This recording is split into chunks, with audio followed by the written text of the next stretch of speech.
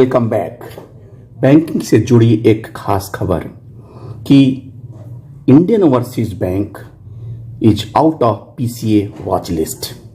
जैसा कि आपको पता है कि 3 बैंक पीसीए वॉच लिस्ट में फ्रेमवर्क के अंतर्गत थे, UCO bank, central bank of India और इंडियन ओवरसीज बैंक। और पिछले महीने यूको बैंक पीसीए से बाहर आया था और अब 29 तारीख को रिजर्व बैंक ऑफ इंडिया ने जो नोटिफिकेशन दिया है उसके अनुसार इंडियन ओवरसीज बैंक भी पीसीए वॉच लिस्ट से बाहर आ गया है।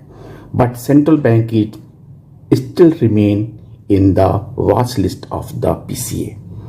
आपको बता दें कि 29 सितंबर को रिजर्व बैंक ने अपने नोटिफिकेशन में बताया कि prompt corrective action framework Indian overseas bank, the performance of the Indian Overseas Bank currently under the PCA framework of RBI was reviewed by the Board of Financial Supervision.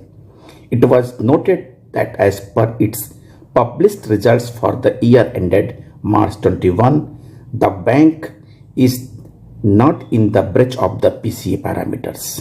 The bank has proved a written commitment that it would comply with the norms of the minimum regulatory capital, net NPA and leverage ratio on an ongoing basis and has apprised the RBI of the structural and systematic improvements that it has put in place which would help the bank in continuing to meet these commitments. Taking all the above into consideration, it has been decided that Indian Overseas Bank is taken out of the PCA restrictions subject to the certain conditions and continuous monitoring, and signed by the Chief General Manager. Friends, ये एक अच्छी बात है कि Indian overseas bank जो लगातार अपने performance को अच्छा दिखा रहा था और अब वो पीसीए लिस्ट से बाहर आ गया है। हाँ, क्या ऐसा कि नहीं कि प्राइवेटाइजेशन के लिए इन बैंकों को तैयार किया जा रहा है, ये तो आने वाला समय बताएगा। एक और न्यूज कि आज आप लोग देखते होंगे पिछले 15-20 दिन से रिटायर्ड एम्प्लॉइज के बारे में मैसेज आ रहे हैं। पहले सेंट्रल बैंक के बेंगलोर रीजन से मैंने पढ़ा था, फिर पंजाब नेशनल बैंक से, अब यूनियन बैंक ऑफ इंडिया से। एक बात यहां बताना जरूरी है कि ex-employees are the important brand ambassadors. Employees who have a good experience are likely to recommend the bank to future employees. They are also likely to recommend the bank for business opportunities. What he will remember most is the last experience and how he was made to feel when he left the bank. जो हमारे banker यानी कि जो x banker हैं, मैं यहाँ पे केवल बैंकर्स की बात करूँगा क्योंकि और डिपार्टमेंट के बारे में मुझे ज़्यादा एक्सपीरियंस या अनुभव नहीं है। फ्रेंड्स, अक्सर सुना जाता है कि जब हमारे रिटायर्ड एम्प्लॉय या एक्स एम्प्लॉइज ब्रांचों में विजिट करते हैं तो उन्हें वो प्रायोरिटी या अथवा आप कह सकते अटेंशन नहीं मिलता है जो वो एक्सपेक्ट करते हैं। ये नहीं है कि आप कस्टमर को छोड़ के हमें अटेंड करें, बैंकर्स को अटेंड करें, रिटायर्ड एम्प्लॉयज़ को अटेंड करें, फिर भी एक गेस्चर जो होता है जो रिटायर्ड एम्प्लॉय एक्सपेक्ट करता है वह उन्हें जरूर मिलना चाहिए। और ये शिकायत अक्सर हमारे रिटायर्ड एम्प्लॉय द्वारा किया जाता है। पिछले कुछ दिनों में लगता है कि बैंक टू बैंक इस बात को रियलाइज़ किया गया कि इन्हें हमारे जो रिटायर्ड एम्प्लॉयज हैं, जो एक्चुअली हमारे ब्रांड एम्बेसडर हैं, जो हमारे नीतियों को, हमारे स्कीम्स को लोगों में फैलाते हैं, उनकी हमारे कस्टमर सर्विस को बताते हैं और इन्हें ड्यू एडवांटेज मिलना चाहिए। फ्रेंड्स, आपको बता दें कि इनकी ज़्यादा डिमांड होती नहीं है। अक्सर हम रिटायर्ड बैंकर्स आपके पास जाते हैं पेंशन के बारे में कुछ जानकारी करने अथवा आपको पासबुक एंट्री के लिए, एफडीआर रिन्यूअल के लिए और at the time in the month of November life certificate जमा करने के लिए, अथवा आपको जब इनकम टैक्स इनको भरना होता है तो फॉर्म 16 अथवा इंटरेस्ट के स्टेटमेंट लेने के लिए डिमांड करते हैं। ये छोटी मोटी डिमांड हमारे existing employee in retired employ की पूरी कर सकते हैं। हालांकि सामान्यतः सब ब्रांचों में ऐसा नहीं है कि उन्हें ध्यान नहीं दिया जाता है, लेकिन कुछ ब्रांचों में अथवा कुछ स्टाफ द्वारा वो इग्नोर किए जाते हैं, और जब वो इग्नोर होते हैं तो उनको हर्ट होता है।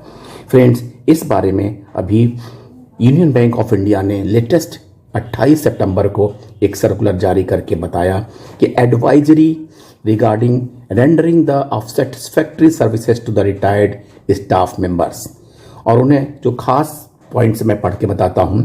During the month of November all the pensioners shall be approaching the branches for updation of their life certificate. It is imperative that we treat our retired staff members with due respect and their queries, concern are addressed to their satisfaction. The following are the enablers provided in Union Parivar to all the branches supporting offices in the branches, manager, accountant, HR manager IDs to address the concern of the retirees. Downloading of Form 16, generation of pension slip, submission updation of the investment declaration, life certificate updation. और उन्होंने लिखा है, considering the preventing pandemic situation, branches supporting officers are advised to ensure that the concern of the retirees are addressed immediately to their satisfaction without causing any discomfort to the retirees.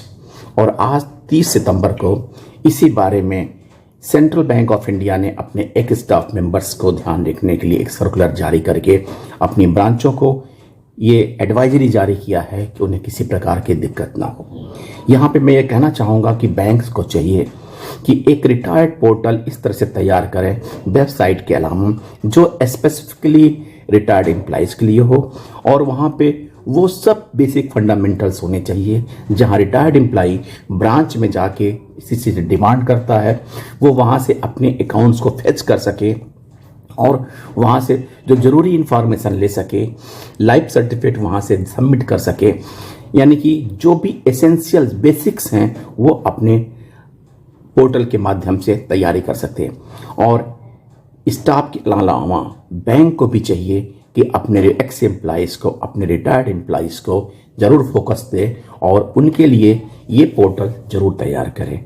हालांकि union bank ने अपने union परिवार में इस तरह का portal तैयार कर दिया है, लेकिन और बैंकों को जहां भी इस तरह की सुविधा नहीं है वहां पे इस तरह की सुविधा देनी चाहिए, ताकि बैंक रिटायरीज अपने यहाँ अपने घर से ही इस तरह को ये एक्सेस करके इन जानकारियों को ले सकें।